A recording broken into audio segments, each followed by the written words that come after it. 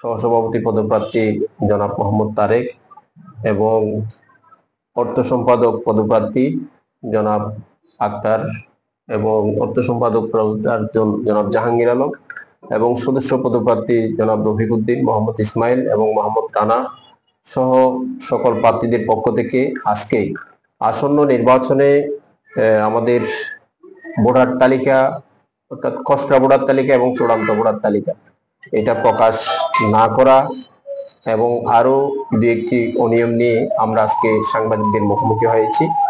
প্রথমত আমি বলতে চাচ্ছি যে আমাদের নির্বাচনের তফসিল ঘোষণা হওয়ার আগেই ভোটার তালিকা খসড়া ভোটার তালিকা প্রচার করা বা প্রকাশ করা উচিত, কিন্তু সেখানে তারা তফসিল ঘোষণার আগে একটা খসড়া ভোটার তালিকা প্রকাশ করেছিল।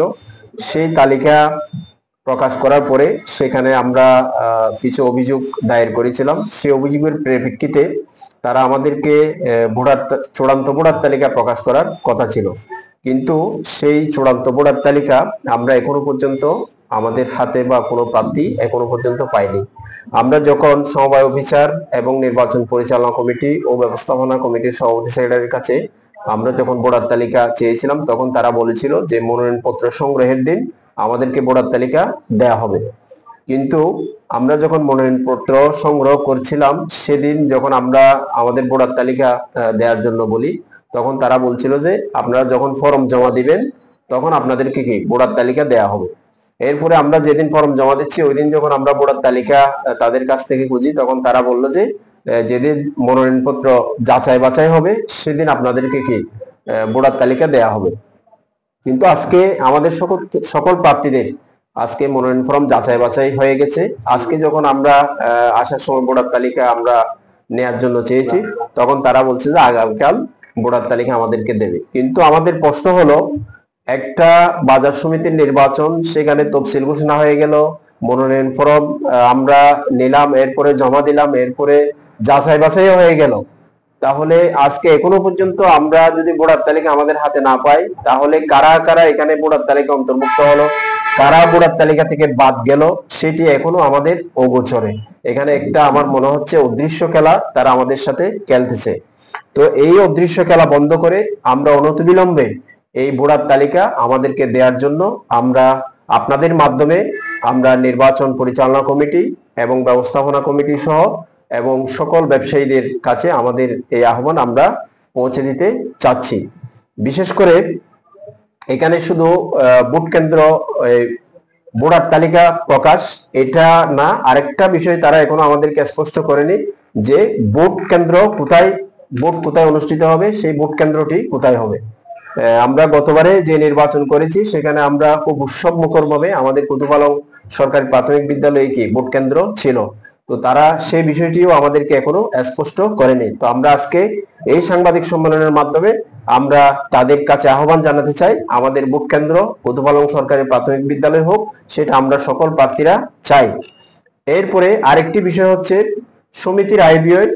সমিতির আয় ব্যয় একটি নিয়ম ছিল যে তারা সর্বশেষ একটা এজিএম করে সেখানে সমিতির আয় ব্যয় হিসাব তারা কি করবে, উপস্থাপন করবে, কিন্তু সেটা তারা করেনি। তারা এজিএম তো করেনি, আয় ব্যয়ও তারা কি আমাদের কাছে দিতে পারেনি। আরেকটি বিষয় হচ্ছে আমরা যারা সদস্য ছিলাম তারা সেখানে কিছু সঞ্চয় আমরা করেছিলাম। 3 বছর শেষে অধিকাংশ সদস্যদের সঞ্চয়ের টাকা ফেরত দিয়েছে, কিন্তু কিছু কিছু সদস্যদের তারা এখনো সেই টাকা ফেরত দেয়নি। কি কারণে, কোন অদৃশ্য কারণে সে টাকা ফেরত দেওয়া হয়নি, সেটাও আমরা তাদের কাছে প্রশ্ন রাখলাম এবং সকল ব্যবসায়ীদের কাছে সেটা আমরা পৌঁছে দিলাম।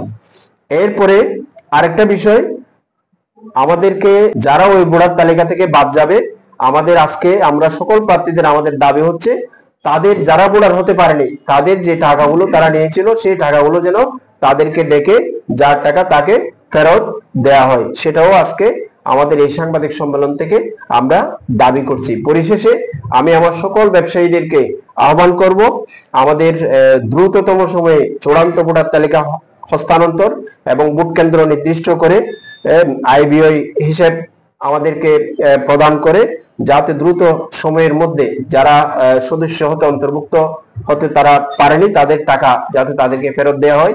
এই মৌলিক কয়েকটি বিষয় আমরা ব্যবসায়ীদের সকলের সহযোগিতা এবং তাদের দৃষ্টি আকর্ষণ করছি, যাতে আগামী নির্বাচনে আমরা সকল ব্যবসায়ীরা মিলে যাতে সুন্দর, সৎ এবং স্বচ্ছ নেতৃত্ব আমরা উপহার দিতে পারি, সেই জন্য সকল ব্যবসায়ীদেরকে আমরা আজকে এই সাংবাদিক সম্মেলনের পক্ষ থেকে দৃষ্টি আকর্ষণ করছি।